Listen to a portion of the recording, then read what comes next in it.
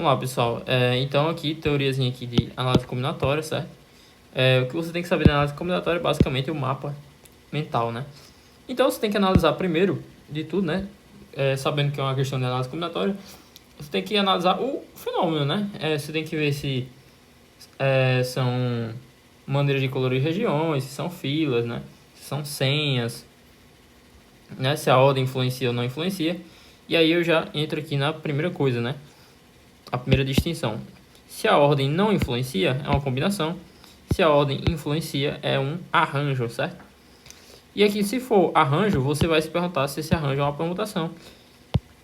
E a permutação, o número de elementos usados é o número de elementos igual ao número de elementos fornecidos, né? E se for uma combinação, né? Se a ordem não influenciar, você tem que se perguntar se é com repetição ou se é sem repetição, certo? Essa combinação. Então, se a combinação for sem repetição, você vai simplesmente utilizar como ferramenta de resolução o número de binomial ou, né, a fórmula mais manjada do universo para a combinação, que é n fatorial sobre n menos p fatorial, certo? Essa fórmulazinha aqui você tem que saber de cabeça, ok? E se for uma combinação com repetição, né, você vai ter que criar uma equação e usar naquela formulazinha de n mais p menos 1, certo? E você vai ter que criar uma equação, né? Você tem que lembrar que o número daqui é um número fixo, certo? E as letras aqui são as variáveis. Então, por exemplo, se aqui tem 4, certo?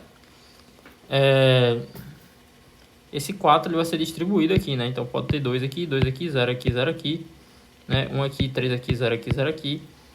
Só que o número de opções aqui vão ser que você vai contabilizar, né? Então aqui são 4, né? São 4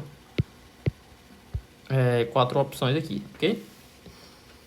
E aqui é o número fixo, ok? Que é justamente esse n, e esse p é o variável, ok? Lembra que esse n ele vem aqui, ó, primeiro, beleza? Então aqui arranjo, né?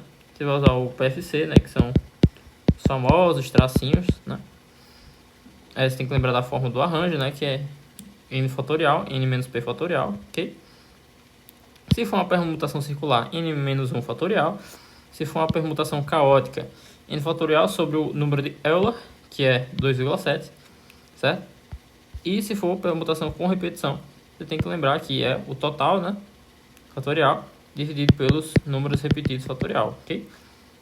Tem uma consideraçãozinha aqui nessa permutação caótica, né? Que o quê?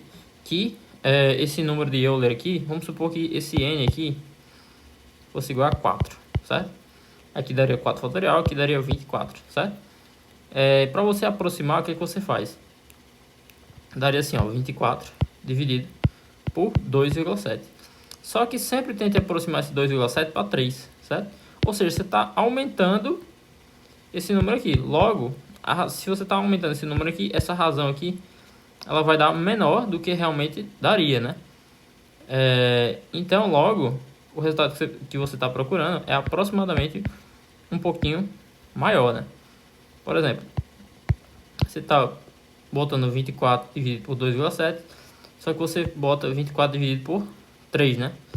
Que daria o quê? 8, certo? Só que não é 8, né? Você aumentou. Então, logo, se 2,7 diminuiu, não vai ser 8, vai ser um pouquinho maior do que 8. Vai dar, sei lá, 8,8, certo?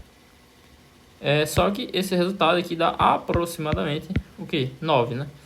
Se você fosse dividir isso aqui, daria aproximadamente 9, nesse caso aqui, certo?